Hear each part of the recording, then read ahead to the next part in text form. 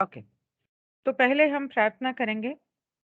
I pray to Ra confederation, the council, angels, archangels, guardian angels, spirit guides, everybody.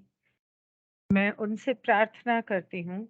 I command them, मैं उन्हें आज्ञा देती हूँ कि मेरी वो सब लोग जो ये सेशन देख रहे हैं, सुन रहे हैं, आज, कल, परसों या कभी भी, उन सब की, हम सबके घर की, हमारे परिवार की, हमारे अपनों की, जो लोग हमें प्रिय हैं, उन सब की, हमारी संपत्ति की और हमारे सुख की रक्षा करें। और ध्यान रखें कि कोई भी नकारात्मक ऊर्जा या नकारात्मक एंटिटी, अस्तित्व हमारे हमारे घर के, हमारे अपनों के, हमारे परिवार के आस-पास भी ना भटके, दूर रहे। उन्हें सबको हमसे दूर रखना है। तो um, thank you so much angels, archangels, guardian angels and everybody. Thank you so much रा। एंड अम, 95.18 से शुरू करूंगी मैं। 95 चैप्टर का फर्स्ट हिस्सा हम लोगों ने किया था, जिसमें ज्यादातर घर की शुद्धि के बारे में बात हुई थी कि घर की शुद्धि कैसे करनी है। उसके बाद 95.17 में डॉन कहता है, after the suggestions are accomplished with respect to cleansing of the property, does Ra anticipate our contact with Ra? हाँ, कि ये प्रॉपर्टी साफ करने के बाद जब हम वहां शिफ्ट हो जाएंगे तो क्या हमारा आपके साथ तालमेल, बातचीत बनी रहेगी? तो वो कहते हैं battery, one second.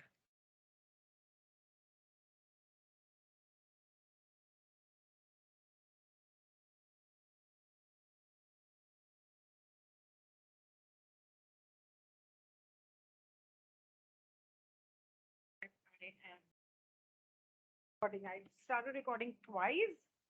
Then somebody came again. I had to get up. I started recording again. Again, somebody came up. Again, I mean, okay. So, तो रा कहता है कि हाँ, जिस जगह आप लोगों के सबके मिले-जुले प्यार और ग्रैटिट्यूड, थैंक्सगिविंग, ईश्वर का शुक्र होगा, वहाँ पर हम ज़रूर आएँगे और हमें ऐसी जगहें पसंद हैं, तो इसमें कोई शक है नहीं कि हमारी बातचीत जारी रहेगी। तो डॉन कहता है, thank you, a question has been asked which I will ask at this time in processing the catalyst of dreams, is there a universal language of the unconscious mind which may be used to interpret the meaning of dreams, or does each entity have a unique language of its unconscious mind which may use to interpret the meaning of dreams? तो वो कहता है कि don कहता है कि सपने इंसान के जो आते हैं हम लोगों को, क्या उनकी एक पूरे ब्रह्मांड में एक ही भाषा है उनको डिकोड करने की, कि मुझे ये सपना आया तो इसका मतलब क्या है? या उसे प्रोसेस करने के लिए क्या कोई उत्प्रेरक होता है? अ, और मुझे ये सवाल पूछने के लिए कहा गया है, इसलिए मैं पूछ रहा हूँ। जिम की बात मैं पढ़ती हूँ, उसने क्या लिखा है। और वो कहता है कि क्या इनकी क्या हर इंसान के लिए एक अलग अपनी भाषा होती है, या मतलब होता है सपनों का, या सभी के लिए एक सा होता है?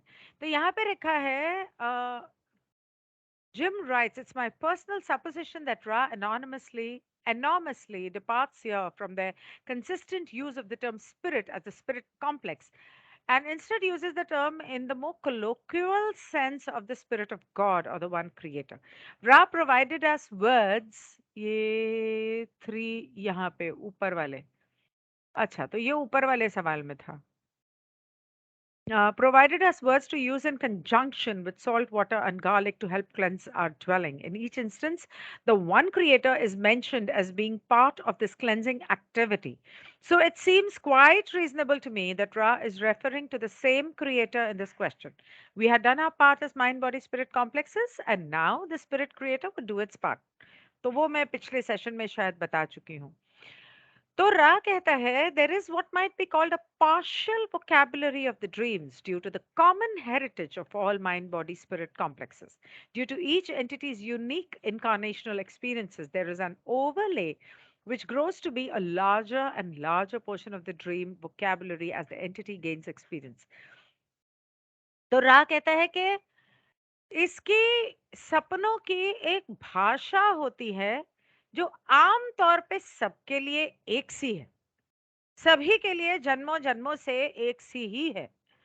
और एक इंसान के जिंदगी में उसके अपने अनुभवों की वजह से वो उसमें इम्प्रोवाइज कर सकता है। जैसे मेरे अनुभव में मेरे लिए इस चीज का ये मतलब है, तो इस सपने का भी शायद यही मतलब होगा, ऐसा मैं उसे ओवरले कर सकती हूँ, जो कि आम तौर पे उस सपनों की भाषा या भाषा, जो भी भाषा यानी कि बोलने की भाषा नहीं, वो जो समझने की भाषा, मतलब सपनों में एक-एक चीज़ का मतलब, कि मुझे सपने में साँप दिखा, तो किसी के लिए कुछ और मतलब हो सकता है, किसी के लिए कुछ और हो सकता है।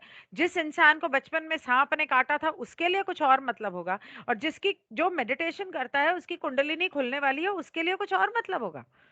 तो जैसे-जैसे आपके अनुभव बदलते जाते हैं ज़िंदगी में, आपके सपनों की भाषा उस हिसाब से ट्रांसफ़ॉर्म होती जाती है। There is an overlay which grows to be larger and larger proportion of the dream vocabulary.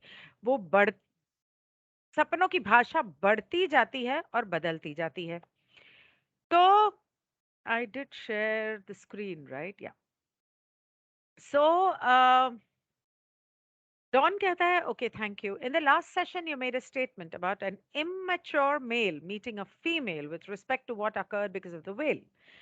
That the information exchange was quite different. Would you give an example of the information exchange prior to the whale for the same case, please? तो कहता है कि पिछले session में आपने एक उदाहरण दिया था कि पर्दा लगने के बाद आज जब एक लड़का एक लड़की की तरफ आकर्षित होगा, या एक लड़की एक लड़के की तरफ आकर्षित होगी, तो वो लोग एक दूसरे से किस तरह का वार्तालाप करेंगे कि तुम, क्या नाम है तुम्हारा, तुम क्या करती हो, तुम कहाँ रहती हो, अच्छा तुम्हें क्या पसंद है, तुम्हें क्या रंग पसंद है, तुम्हें तुम्हारी हॉबीज क्या है, अच्छा वो पिक्चर देखी, कौन सी पिक्चर, किस तरह की पिक्चर पसंद है, तुम्हें म्यूजिक कैसा पसंद है, पर्दा लगने के बाद।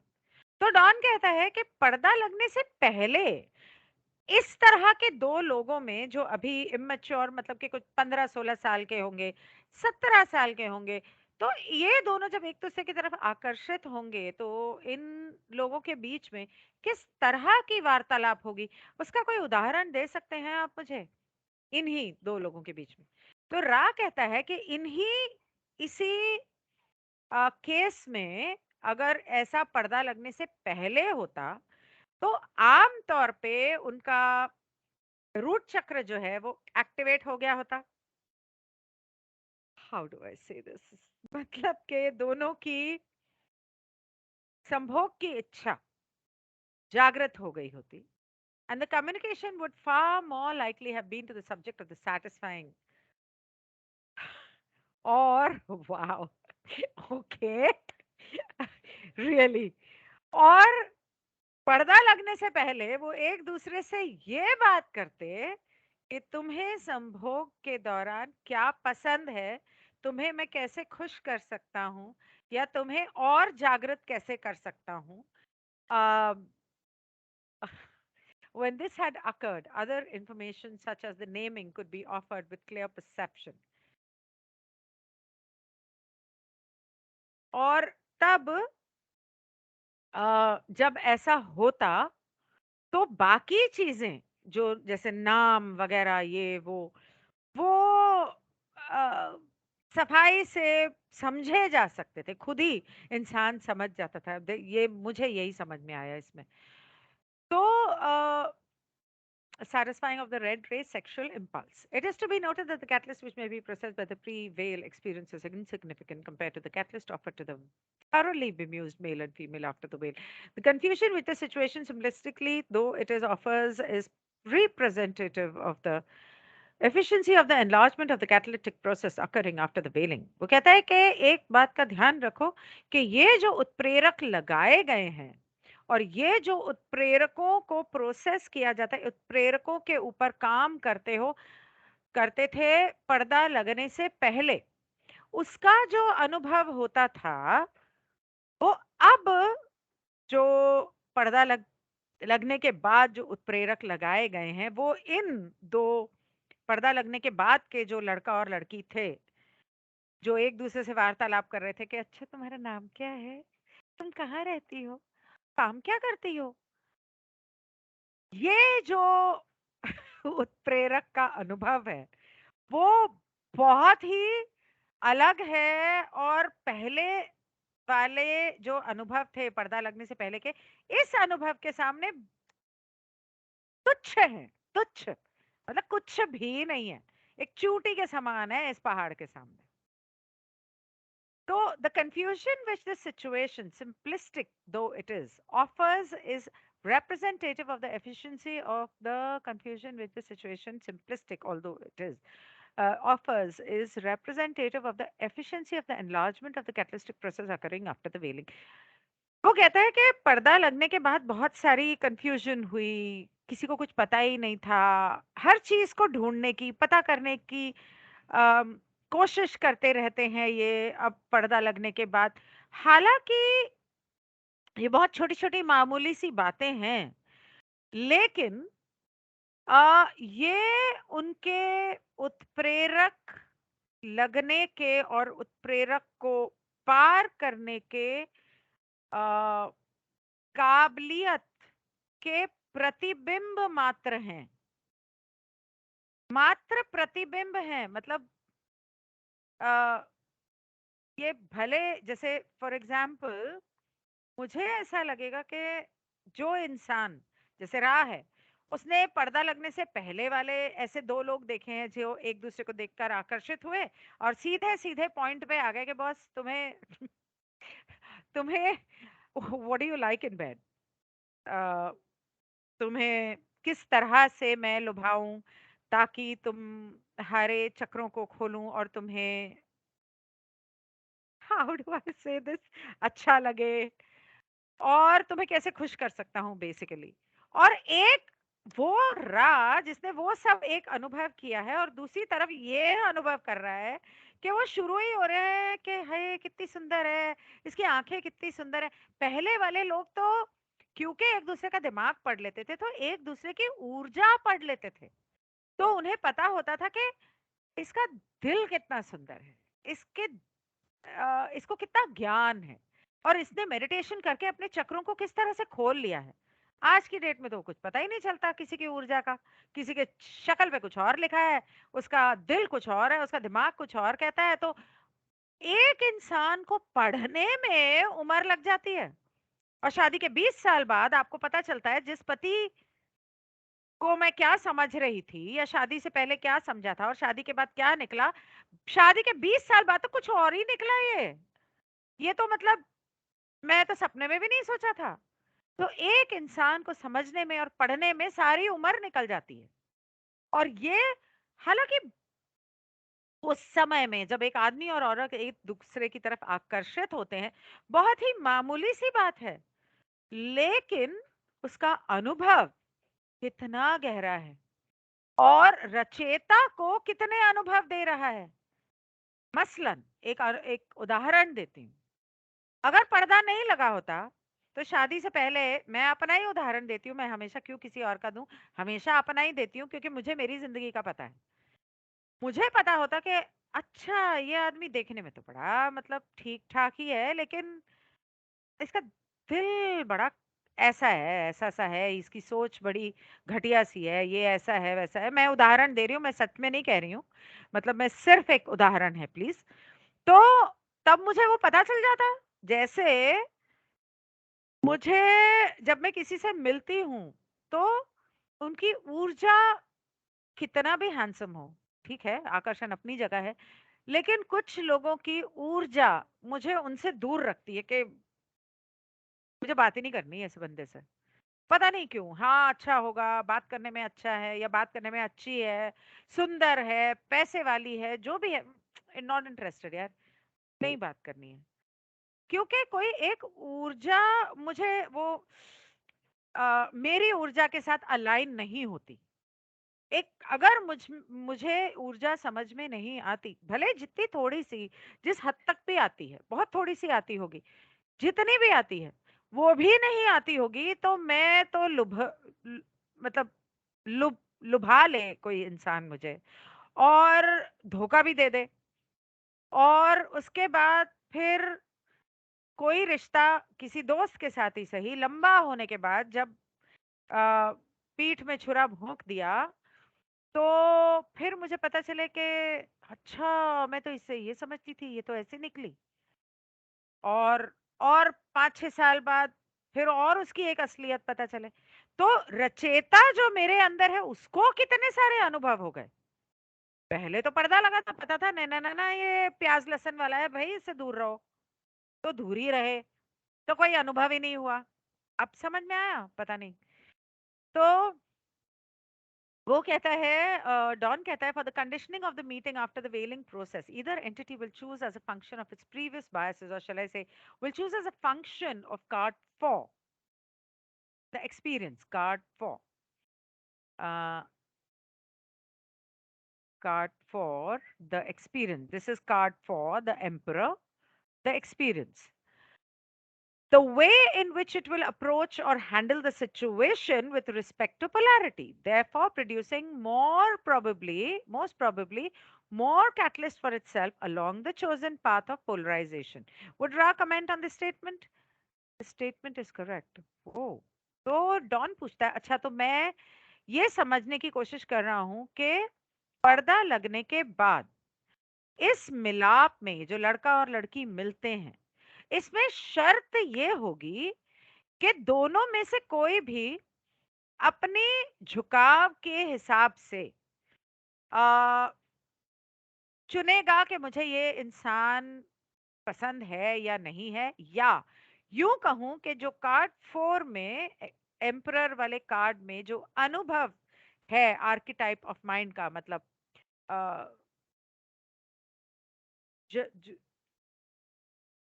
वो जो दिमाग है, रूट ऑफ द माइंड, उस दिमाग का जो अनुभव है उसको ये कार्ड रिप्रेजेंट करता है। तो उसके अंदर वो पहले तो ये देखेगा कि इस सिचुएशन को झुकाव या ध्रुवीकरण के हिसाब से मैं कैसे हैंडल करूं। अच्छा तो पर्दा लगने से पहले की बात है, condition after the veiling process. अच्छा, कंडीशन ऑफ द मीटिंग पर्दा लगने के बाद, तो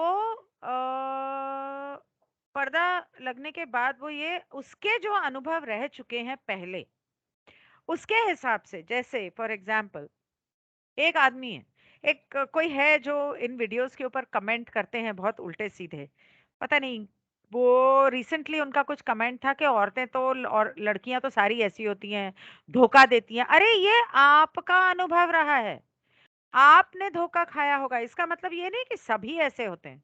अगर मैं कहूं कि सारे आदमी ऐसे होते हैं, सारे धोखा देते हैं, इसका मतलब कहीं ना कहीं मेरे साथ ऐसा 1 2 3 बार, कम से कम 3 बार हुआ है, शायद उससे ज्यादा, जिसकी वजह से मेरी ये सोच बन गई है, मेरा ये ध्रुवीकरण उस तरफ हो गया है, मेरा झुकाव उस तरफ हो गया है, और उसके हिसाब से मेरी कार्य करने की या लोगों से मिलने की या बात करने की का तौर तरीका और स्वभाव बदल गया है। तो इस सिचुएशन को मैं कैसे हैंडल करूंगी? एक इंसान आ रहा है, ठीक है, बहुत सुंदर है, आ रहा है सामने से, मेरे दिल में पहला ख्याल आदमी है धोखेबाज, दूसरा ख्याल बहुत सुंदर है, बहुत गर्लफ्रेंड होंगी, उल्लू बनाएगा, दूर रहो इससे। अगर आदमियों को देखा जाए तो कुछ ऐसा ही सोचेंगे। तो उस हिसाब से मेरे झुकाव होंगे, मेरा ध्रुवीकरण होगा, और उस हिसाब से मैं चुनूंगी, और उस वजह से मेरे उत्प्रेरक जो लगाए जाएंगे मेरे रास्ते में, अ, उस इंसान के साथ मेरे रिश्ते में, वो अलग होंगे। और उस रास्ते के ऊपर जो उत्प्रेरक लगाए जाएंगे और बढ़ते जाएंगे, क्योंकि मेरी सोच वैसी है। मैंने धार लिया है कि नहीं, ये लोग गलत हैं, आदमी गलत होते हैं, धोखेबाज होते हैं। जैसी मेरी सोच है, मैं मेरे जिंदगी में वैसे उत्प्रेरक लगेंगे और उस हिसाब से मेरे अनुभव होंगे। क्यों? क्योंकि मैं क्रिएटर, क्रिएटर मेरे अंदर है, मैं क्रिएटर की सोच में हूँ। तो मैं जो सोच रही हूँ वो साक्षात कर रही हूँ, उसको मैनिफेस्ट कर रही हूँ। तो मैंने तो सोच ही लिया कि नहीं, आदमी तो ऐसे ही होते हैं, तो मुझे तो जो भी अच्छा खासा आदमी भी होगा तो वो भी आके धोखा ही देगा। समझ में आया? बहुत गोल चक्कर है। यहां से शुरू करो, यहाँ पे आके फिर वही खत्म होता है।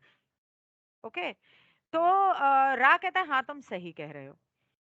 फिर वो कहता है कि चौथे कार्ड में अब पिछले सेशन में हमने बात की थी कि उसकी जो स्कर्ट है, उस आदमी ने जो स्कर्ट पहनी हुई है, एक तरफ से छोटी है, एक तरफ से उल्टे हाथ की तरफ ज्यादा लंबी है, और वो उसके ठेठ दिमाग के अनुभव के बारे में बात कर रही है, और लेफ्ट साइड को ज्यादा जा रही है स्कर्ट। और जो दूसरे लोग हैं to the left to indicate that other self would not be able to get close to it had chosen the left hand path. और वो ये बताती है कि अगर इस शख्स ने वो खुदगर्जी वाला रास्ता अपनाया होता तो दूसरे लोग उसके पास भी फटक नहीं सकते थे। इतना उस हद तक वो काबिल होता उस रास्ते पे चलने के। उसे पता है एग्जैक्टली exactly कि मुझे क्या करना है, क्या नहीं करना है, मैं क्या कर रहा हूँ, सामने वाला क्या है, उसे कैसे हैंडल करना है, उसमें वो निपुण हो चुका है। तो आ, वो कहता है कि इस स्कर्ट का मतलब मुझे ये समझ में आ रहा है और मुझे ऐसा लग रहा है, there would be a greater separation between it and the other selves. उसके और उसके सामने जो बाकी के लोग हैं, उन दोनों की सोच में, उनके अनुभवों में, उनके तौर तरीकों में, स्वभाव में बहुत फर्क होगा। जबकि अगर उसने सीधा रास्ता, दूसरों की सेवा वाला रास्ता अपनाया होगा तो उन दोनों में बहुत कम अंतर होगा, क्योंकि उस तरफ उसकी स्कर्ट जो है, आप समझ लो कि एक मैंने टोपी पहनी है या स्कर्ट ही पहनी है। अब अगर वो स्कर्ट इस तरफ से मेरे साथ सटी हुई है और इस तरफ से उसमें कुछ ऐसा लगा हुआ है जिसकी वजह से लोग मेरे तक पहुंच ही नहीं पाते, दूर रहते हैं मुझसे, और यहाँ पे तो ज्यादा डिस्टेंस नहीं है तो कोई भी आके पास में खड़ा हो जाता है। वही वाली बात, थोड़ी मानसिक तौर पे वो बात कर रहा है। तो रा वो पूछता है कि क्या मेरा मेरी ये सोच सही है? तो रा कहता है कि हाँ, तुम काफी समझदार हो और बहुत ध्यान से हर चीज को देखते हो और तुम्हारा नजरिया बिल्कुल सही है। तो डॉन कहता है and it seems that the square upon which the entity sits is almost totally black as the representation of the material illusion, while the white cat is guarding the right hand path which is now separated in experience from the left. Would draw comment on the observations. वो कहता है कि इस card में, मैं एक बार फिर दिखा देती हूँ, ये जिस डब्बे पे बैठा है, पिछले कार्ड के मुकाबले, इस कार्ड के मुकाबले इस डब्बे का रंग कुछ ज्यादा गहराई की तरफ है, कालेपन की तरफ है, लेकिन उसके अंदर एक सफेद बिल्ली बैठी हुई है। तो उसके हिसाब से काले और सफेद का अंतर बिल्कुल सामने है और बहुत ज्यादा है। और वो कहता है कि जो डब्बा है वो हमारे माया जाल को दर्शाता है, और जो सफेद बिल्ली है वो is guarding the right hand path which is now separated in experience from the left. और वो कहता है कि जो सफेद वाली बिल्ली है, जो सीधे दूसरों की सेवा वाले रास्ते की देख रेख कर रही है, उसका उसको सुरक्षित कर रही है, वो इन दोनों रास्तों को एक दूसरे से अलग कर रही है, दोनों में एक दीवार की तरह खड़ी है। तो क्या मेरी इस सोच के बारे में रा कुछ कहेंगे? तो रा कहते हैं हे छात्र, तुम वही देख रहे हो जो हमारा इरादा था ये चित्रकारी करते वक्त। बिल्कुल सही सोचा तुमने। लेकिन एक बात याद रखना कि ये जो दो ध्रुवीकरण है, इन्हें सुरक्षा करने के लिए किसी गार्डियन की जरूरत नहीं है। ये बिल्ली उनकी किसी भी तरफ की सुरक्षा नहीं कर रही, ये दीवार नहीं बनी हुई है। तो ये सोचो तुम कि वो किस चीज की रक्षा कर रही है। अगर वो सीधे रास्ते की सुरक्षा नहीं कर रही या उल्टे और सीधे रास्ते में दीवार नहीं है, तो वो वहां पर किस चीज की सुरक्षा कर रही है, इसको समझने की कोशिश करो छात्र। ये तो ऐसे लगता है छात्र जैसे कृष्ण कह रहे हो पार्थ, अर्जुन से, पार्थ।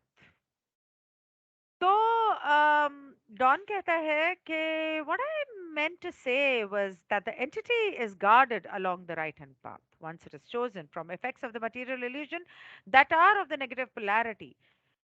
तो वो कहता है डॉन के एक्चुअली दरअसल मेरा कहने का मतलब ये था कि वो जो ठेठ दिमाग वाला अस्तित्व जो बैठा हुआ है उस डब्बे के ऊपर, या जिस अस्तित्व को वो दर्शा रहा है, उसकी सुरक्षा हो रही है जब वो सीधे रास्ते पे जाने की कोशिश कर रहा है, ताकि वो माया जाल के, पैसों के या दुनियादारी के माया जाल में और खुदगर्जी के रास्ते पे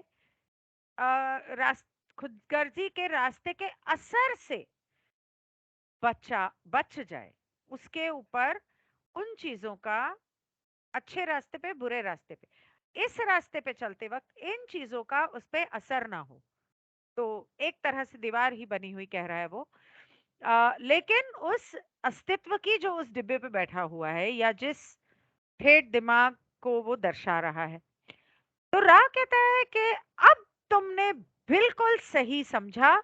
हमने जो चित्रकारी करते वक्त जो हमारा मतलब था ये चित्रकारी का, अब उसे तुम छात्र ठीक समझ पा रहे हो। बिल्कुल एक्यूरेट, परफेक्ट। हम एक चीज और तुम्हें बता दें कि ये जो महान बिल्ली रक्षा करने के लिए खड़ी है ना, एक सोल्जर गार्ड, सोल्जर, आर्मी में जो सोल्जर होते हैं, हिंदी मेरी, in direct proportion to the purity of the manifestations of intention and the purity of inner work. सिपाही, सिपाही, ये जो बड़ी बिल्ली, ये जो उसकी रक्षा कर रही है, इसका संतुलन बिल्कुल, मतलब purity of the manifestations of intention and the purity of inner work done along this path, मतलब जितना आप सीधे रास्ते पर चलते हो, मेडिटेशन करते हो, अपने आप को जानने की कोशिश करते हो, रचेता की को जानने की कोशिश करते हो, बिल्कुल पवित्र मन से जितना ज्यादा वो करते हो, उतना ज्यादा आपके इच्छाओं की का साक्षात्कार होता है, और बहुत शुद्ध साक्षात्कार होता है, बहुत प्योर, पवित्र होता है। और इन दोनों के मतलब, जैसे आपने एक तराजू है, इसके अंदर आपने जितना मेडिटेशन किया, मेडिटेशन किया, मेडिटेशन किया, उतना साक्षात्कार आपके पवित्र आ, इच्छाओं का साक्षात्कार उतना ज्यादा गहरा, उतना ज्यादा तेज और उतना ज्यादा सफाई से होगा। कम करोगे कम होगा, ज्यादा करोगे ज्यादा होगा। इनर वर्क डन का मतलब जितनी शुद्धता से, पवित्रता से, शुद्ध मन से आप दूसरों की सेवा करोगे, उसमें कोई लालच, कोई बदला, कोई अच्छा मैंने तेरे लिए ये किया तो तू मेरे लिए ये कर, वो वाली चीज जब तक आपके मन में लालच वगैरह, इस तरह की चीजें जब तक नहीं है, जितने शुद्ध मन से आप दूसरों की सेवा करोगे, उतना आपकी इच्छाएं जल्दी और बेहतर शुद्धता से पूरा करेगा रचेता। तो वो कहता है कि उस शुद्धता को ये बिल्ली गार्ड कर रही है। वो ये देख रही है कि कौन क्या कर रहा है, और उस हिसाब से उसको उसका कर्मों का फल मिलता है एक तरह से। तो फिर डॉन कहता है, from that statement I interpret the following meaning, that if the experience of the mind has sufficiently chosen the right hand path, as total purity is approached in choosing of the right hand path, then total imperviousness from the effect of the left hand catalyst is also approached. This is correct. Total imperviousness is from the effect of the left hand catalyst. मैं live करने वाली थी। इम्पर्वियसनेस, आप देख रहे हो कि अगर मेरी हिंदी बहुत अच्छी नहीं है तो इंग्लिश भी नहीं है। इम्पर्वियसनेस मीनिंग इन हिंदी, निविड़ता, निविदता, निविदता। पहले मैं इसका इंग्लिश का मतलब देख लूं। नॉट अलाउिंग एंट्रेंस और पैसेज। हाँ, तो now I can explain that better. तो वो कहता है, आपकी बात से मुझे ये समझ में आया, और सही समझा कि नहीं मुझे बता दो, कि अगर ठेठ दिमाग का अनुभव, मतलब कि कार्ड नंबर 4, उसने सही रास्ता चुनने के बाद उसके ऊपर शुद्धता से, पवित्रता से काम किया हो, तो उसके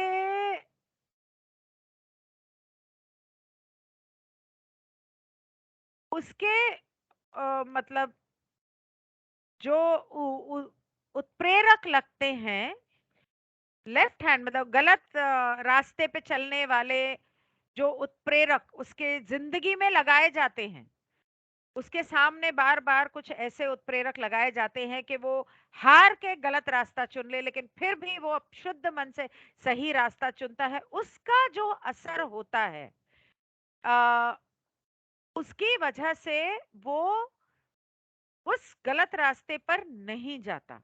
उस उन उत्प्रेरकों का उसके ऊपर गलत असर नहीं पड़ता। तो रा कहता है, दिस इज एक्सक्विजिटली परसेप्टिव। तुम सही कह रहे हो, बिल्कुल सही कह रहे हो, और बहुत सोच समझ के तुमने बड़ी बारीकी से इस बात को पकड़ा है। The seeker which has purely chosen the service to others path shall certainly not have a variant apparent incarnational experience. There is no outward shelter in your illusion from the gusts, flurries, and blizzards of quick and cruel catalyst. वो कहता है कि तुम बिल्कुल सही कह रहे हो। एक अस्तित्व, एक इंसान जो पूरी तरह से शुद्धता से, पवित्रता से दूसरों की सेवा के रास्ते पे चला है, उसके कभी भी किसी भी जन्म में इस तरह के जन्म ही नहीं होंगे जहां पे उसने खुदगर्जी वाला रास्ता अपनाया था, और किसी भी जन्म में इस तरह के अनुभव नहीं हुए होंगे। और ये जो उत्प्रेरक, जो तूफान तुम्हारी जिंदगी में लगाए जाते हैं, जो अ, तेज हवाएं चलती हैं, तेज बिजलियां गिरती हैं, और तेज बारिश होती है, मतलब कि उदाहरण दे रहा है कि जिंदगी में जो तूफान आते हैं, मुश्किलें आती हैं, तूफान की तरह से अलग अलग मुश्किलें जो आती हैं, उनसे तुम्हारे पास बाहरी कोई आ, ऐसी जगह नहीं है जहां तुम बच के जा सको। ये जो मुश्किलों का की माया है, ये एक माया जाल ही तो है। तो ये जो मुश्किलों का भुलेखा, भुलेखा कहते हैं, तुम समझ रहे हो कि ये मुश्किलें हैं, पर ये एक्चुअली मुश्किलें नहीं है, ये माया जाल है। ये सिर्फ तुम्हें लग रहा है कि ऐसा है, बहुत ज्यादा मुश्किलें हैं जिंदगी में, पर असल में वो तूफान जो भी तुम्हारी जिंदगी में आए, उनसे बचने का बाहर कोई रास्ता नहीं है, अंदर अंदर जाना पड़ता है। तो किसी भी जिंदगी में तुम्हारे ऐसे अनुभव नहीं हुए होंगे कि तुम एक जिंदगी में खुदगर्जी के रास्ते पे चल पड़े, तो दूसरी जिंदगी में तुम दूसरों की सेवा पे चल पड़े। ऐसा नहीं होता। कई जिंदगियों में तुमने दूसरों की सेवा की होगी, तभी इतनी शुद्धता और पवित्रता से तुम दूसरों की सेवा के रास्ते पर चल रहे हो। और ये अनुभव कर रहे हो। हाँ, ये हो सकता है कि आपने कुछ किसी जन्म में 30% खुदगर्जी होगी, किसी जन्म में 40% होगी, किसी जन्म में 49% भी होगी। हो सकता है इस जन्म में 20% रह गई, ये हो सकता है। However, to the pure, all that is encountered speaks of the love and the light of the one infinite creator. The cruelest blow is seen with an ambience of challenges offered and opportunities to come. Thusly, the great pitch of light is held high above such an one so that all interpretation may be seen to be protected by the light. वो कहता है इसीलिए जो दिल के पवित्र और शुद्ध होते हैं वो अपने ईश्वर से, अपने रचेता से इतना प्यार करते हैं, इतना प्यार करते हैं कि बड़ी से बड़ी मुश्किल भी आ जाती है ना जिंदगी में, बड़ी से बड़ी मुसीबत भी आ जाती है, तो वो उसे समझते हैं चैलेंज, और वो उसको समझते हैं मौका मिला है मुझे इसको पार करने का, अपनी काबिलियत दिखाने का, और अपने मुश्किलों को, हर्डल्स को क्रॉस करने का। एक मौका है, एक मुश्किल आई है जिंदगी में, पर ठीक है, ये भी निकल जाएगी। इसकी भी कोई वजह होगी, ईश्वर ने कुछ सोच के ही किया होगा। कम से कम हो सकता है मैं ऐसा इस मुश्किल का सामना करूंगी तो ये सीख लूंगी, वो सीख लूंगी। इस तरह की चीजें सोचता है इंसान। भगवान ने कुछ सोच के दी होगी मुझे ये। हाँ, तो क्या हो गया, ईश्वर तो मेरे साथ है, वो मुझसे बहुत प्यार करता है, कोई और हो ना हो, ये सोचता है इंसान। और ऐसे लोगों के चारों तरफ और उनके सर के ऊपर एक बहुत ही ऊंची कंपनता वाली रोशनी होती है और उनकी रक्षा करती है, ताकि वो जो भी सोच रहे हैं, जो भी समझ रहे हैं, उनकी हर कदम पे रक्षा हो और सही रास्ते पर चलने के लिए उनकी मदद की जा सके। सेंटी कर दिया इस क्वेश्चन ने मुझे। तो ओके, थिंक आधा घंटा हुआ होगा। तो डॉन पूछता है, I have often wandered about the action of random and programmed catalyst with respect to the entity with a very strong positive or negative polarization. Would one or either be free to a great extent from random catalysts occurring, such as the natural catastrophes or warfare, or something like that, that generates a lot of random catalysts in the physical vicinity of a highly polarized entity? Does this great cat then have effect on such random catalyst upon the right hand path?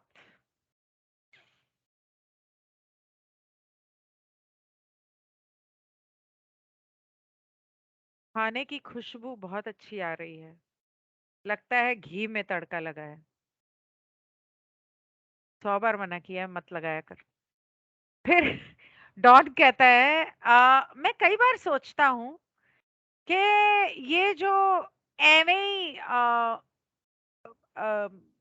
उत्प्रेरक लगा दिए जाते हैं, मतलब higher self ने या ईश्वर ने यहाँ पे एक लगा दिया, चल यहाँ पे एक लगा दिया, बिना मतलब के यहाँ पे एक लगा दिया, ऐसे बहुत से, और कुछ तो ऐवे ही लग जाते हैं, और कुछ हायर सेल को बोले हुए होते हैं कि भाई लगा देना, तो वो लगाता है। तो ये रैंडम और प्रोग्राम जो उत्प्रेरक जगह जगह पे लगाए हैं जिंदगी में इंसान के, इनका क्या ताल्लुक बहुत ही गहरे, सीधे या उल्टे हाथ वाले ध्रुवीकरण से होता है, कि वो किस रास्ते पर चला जाएगा? क्या वो इनसे, क्या वो ये चुनने के लिए आजाद है? Would one or either be free to a great extent from random catalyst occurring such as the need? अ, जैसे कि वो कहता है, जैसे तूफान आ जाते हैं, मतलब धरती पे तूफान आते हैं, कहीं लैंडस्लाइड हो गई, अर्थक्वेक हो गया, हरिकेन्स आ गए, इस तरह के जो धरती के ऊपर अ, उत्प्रेरक लगाए जाते हैं, क्या इनसे बचने का कोई रास्ता है? क्योंकि ये तो रैंडम है, ये तो उस इंसान की जिंदगी को ध्यान में रख के नहीं लगाए गए ना, ये तो हो गए कहीं, मतलब एक इंसान की जिंदगी में प्रोग्राम्ड कैटलिस्ट आप तब बोलोगे कि वो अच्छा खासा बैठा है, उसके मन में आया चल मैं यहाँ चलूं, बिना मतलब के, कुछ नहीं, बस ऐसे ही मन कर रहा है और उठ के चला गया, वहां पे आ गया भूचाल, और वहां पे उसकी बुरी हालत, मर गया या बीमार पड़ गया या हड्डी पसली हो गई या अगले 2 साल के लिए हॉस्पिटल में चला गया, उसको कहते हैं प्रोग्राम्ड कैटलिस्ट, क्यों उसको भेजा गया। एक इंसान किसी भी वजह से कहीं पर भी है और गलती से वो किसी ऐसे हालात में फंस जाता है जहां पर ऐसे हालात हो जाते हैं, वो हो गया रैंडम उत्प्रेरक। तो कहते हैं इस तरह की जो चीजें होती हैं ये तो बहुत हो जाती हैं, कहीं पर कोई तूफान आ गया, कहीं पे भूचाल आ गया वगैरह वगैरह। तो क्या ये बहुत ज्यादा जिसका ध्रुवीकरण किसी एक तरफ हो उन लोगों के साथ होता है क्या? और क्या वो इंसान इन चीजों से खुद को आजाद कर सकता है? ये जो बिल्ली है, क्या इसका इन तरह ये रैंडम उत्प्रेरकों जो सही रास्ते पर चल रहे हैं और उनकी जिंदगी में जो रैंडम उत्प्रेरक, रैंडम मतलब एवे ही जो उत्प्रेरक कभी कभी लग जाते हैं गलती से, या एवे ही टाइम पास के लिए लगा देता है, तो टाइम पास करता है ये, तो क्या ये बिल्ली का उनके ऊपर असर होता है? तो राह कहता है, आपको समझ में आया, नहीं समझ में आया तो नीचे लिख देना, पास से कहूंगी समझा देंगे जब वो आएंगे, अभी तो वो अपनी ही दुनिया में मस्त है। तो राह कहता है ऐसा दो सूरतों में होता है कि पहला, if there has been the pre incarnative choice, एक तो आपने अपने सोल कॉन्ट्रैक्ट में लिखा है, पैदा होने से पहले अपने हायर सेल्फ के बोल को बोल कर आए हो कि इस तरह का कुछ लगा देना। For instance, one shall not take life in the service of the cultural group, events shall fall in a protective manner,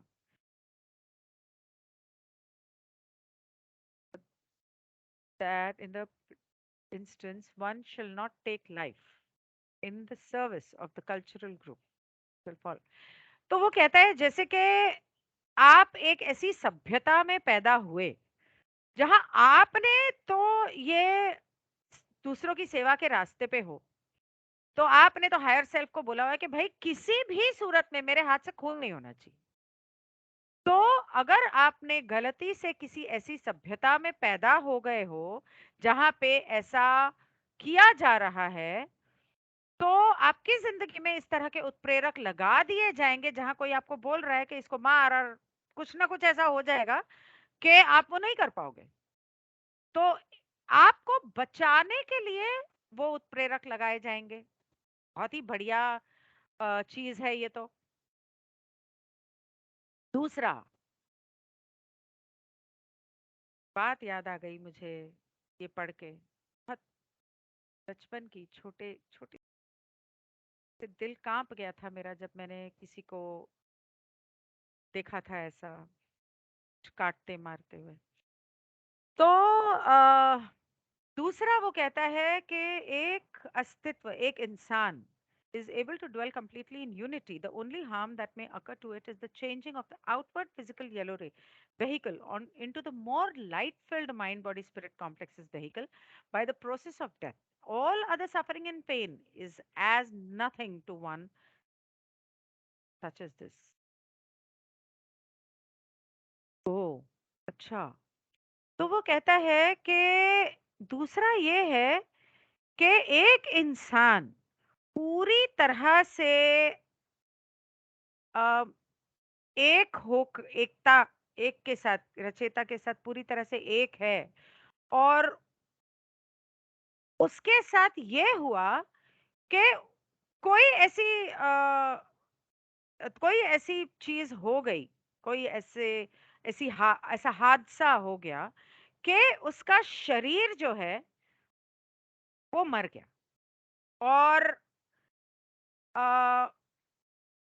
उसकी जगह पर उसकी आत्मा जो है वो रोशनी की तरफ चली जाती है। येलो रे vehicle into the more light filled mind body spirit complexes vehicle by the process of death। कहता है इसके इससे ज्यादा दुख या तकलीफ देने वाला कुछ भी नहीं हो सकता जिंदगी में। बाकी सारी चीजें एक तरफ हैं, अभी उसकी जिंदगी में मौत लिखी भी नहीं थी और किसी न किसी वजह से वो मर गया। इससे ज्यादा दुखदाई कुछ भी नहीं है। और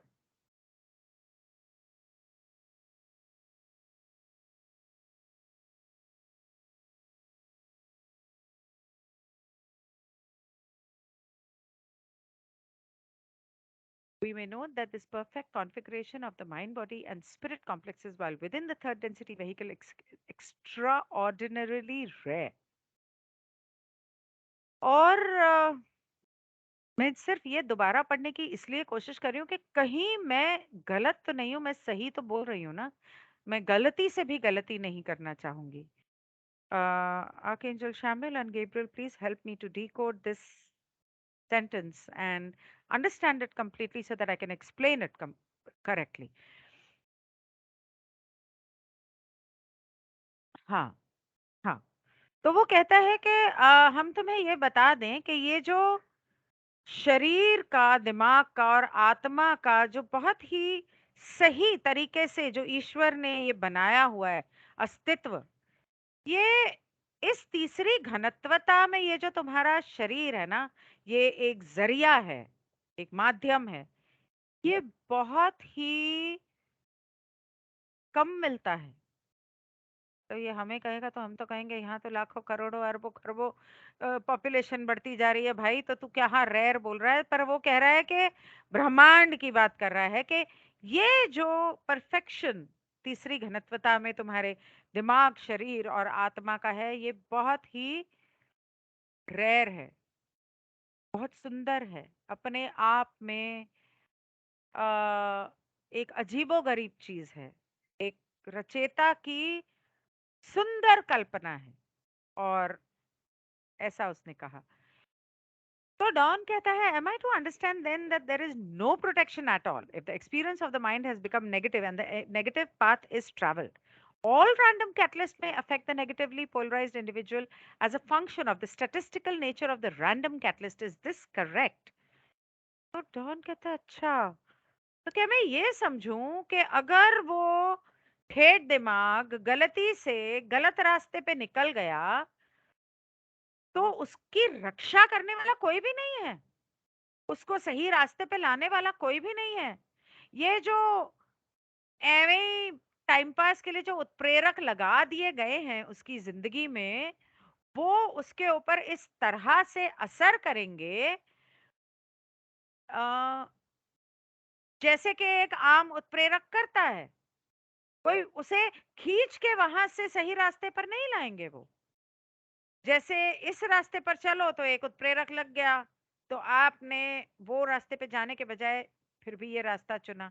इसी तरह से वहां पर भी आप चले जाते हो तो वहां पर भी ऐसे ही आम ही का उत्प्रेरक लगेगा। कोई आपको आपकी सुरक्षा करके आपको सही रास्ते पे खींच के लाने वाला ऐसा कुछ भी नहीं लगने वाला है। तो रा कहता है, हाँ तुम सही कह रहे हो।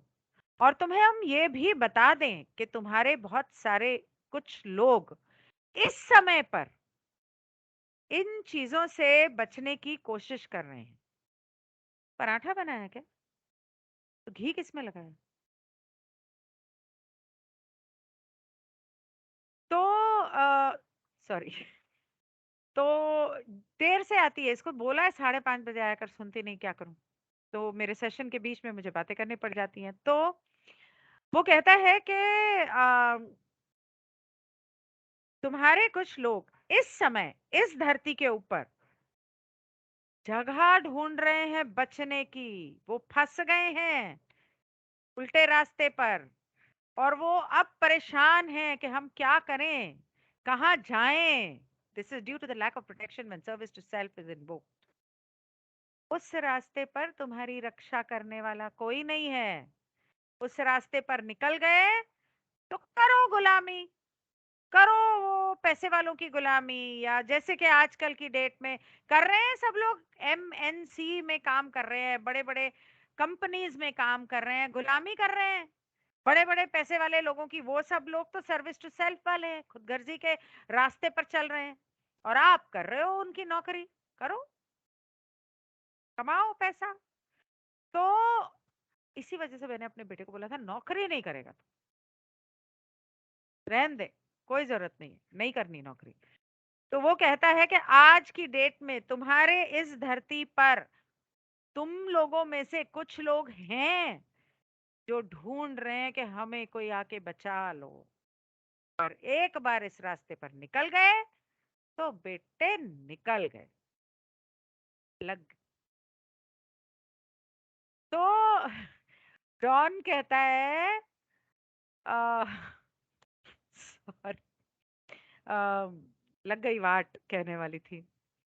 तो डॉन कहता है the possibility of the legs of the entity of the card for being approximately at right angle was linked with the tesseract. Tesseract का मतलब है 4 dimensional analogue to a cube. अब मैं, ठीक है, ये टैरो में सिखाया जाता है और न्यूमरोलॉजी में भी कि जो 4 नंबर अंग्रेज लोग उसे जिस तरह से लिखते हैं, ये मैंने आपको पिछली बार बताया था, 1, 2 और 3। ठीक है, आपकी एक टांग ऐसे, दूसरी टांग ऐसे। तो ये जो 1, 2 और ये 3, ये जो है, ये नंबर 4 का उस 4 वाले डब्बे से, या आ, वो ये वाला जो कनेक्शन है, ये और ये यहाँ पे राइट एंगल बन रहे हैं 4, एक इधर एक इधर एक इधर एक इधर, ठीक है, 1, 2, 3, 4। तो ये 4 राइट एंगल बन रहे हैं, इनका आपके आ, इस घनत्वता में जो आ, माया जाल है उसके साथ ताल्लुक है। जैसे हाइट, वेट, लेंथ, ब्रेथ, 4 का डब्बा बनता है, तभी उसमें स्थिरता आती है। उस स्क्वायर में, इस, ये रेक्टेंगल हो गया, अभी स्क्वायर कहाँ से लाऊं, चौकोर में चारों एंगल जो होते हैं वो चारों 60 डिग्री के होते हैं। तो ये उसके साथ इसका संबंध है, जो रा पहले भी बता चुका है 52 सेशन में। As the direction of transformation from space time into time space, I was thinking that possibly it was also linked with the crux ansata. Am I in any way correct with this observation? तो वो कहता है, अगर आपको crux अंसाता याद होगा, वो इस तरह का एक टी जंक्शन बना है जिसके ऊपर एक गोल है। तो वो कहता है कि क्या इसका ताल्लुक जो टेसरैक्ट के साथ है, जिसके बारे में रा ने पहले बताया था, उसका ताल्लुक क्या उस आंख क्रक्स अंसाता के साथ भी है? क्या मैं सही हूं? तो रा कहता है कि ये आखिरी सवाल होगा, क्योंकि कार्ला को कमजोरी हो रही है। वो कहता है कि ये जो राइट एंगल और उनके ट्रांसफॉर्मेशनल मीनिंग जो तुम समझ रहे हो, ये बहुत ही, तुम्हारी नजर काफी तेज है, मतलब ये वाली नजर काफी तेज है छात्र। और ये जितने चित्रकारी हैं, ये आपके दिमाग, शरीर और आत्मा के बदलाव को लेकर जा रही हैं और उन तक लेके जाने का रास्ता है, and ultimately to a great transformative choice. और तुम्हें ये चुनने का मौका देता है कि तुम अपनी जिंदगी में क्या बदलाव लाना चाहते हो, कौन से रास्ते पे जाना चाहते हो। तुम्हें फ्री विल देता है, और इसकी तीव्रता बढ़ती जाती है इस आ, इस बात के साथ कि हर चित्रकारी जिसके अंदर तुम्हें ये एंगल मिलेगा, राइट एंगल वाला, maybe may increasingly be seen to be a more and more stridently calling voice of opportunity to use some resource. जिस कार्ड में भी, जब भी तुम्हें ये वाला या क्रक्स अनसाता के वो 4 एंगल वाला या वो टी जंक्शन वाली चीज तुम्हें दिखेगी, इसका मतलब है कि तुम्हें हर बार मौका दिया जा रहा है, और हर बार वहां जो माध्यम नहीं, उत्प्रेरक लगाया जा रहा है, उसकी तीव्रता बढ़ाई जा रही है। और बढ़ाई जा रही है, और बढ़ाई जा रही है, तुम्हें और मौके दिए जा रहे हैं ताकि तुम अपने इन मौकों की आवाज को इस्तेमाल करके हर मौके को एक रिसोर्स की तरह I am resource, what would resource mean in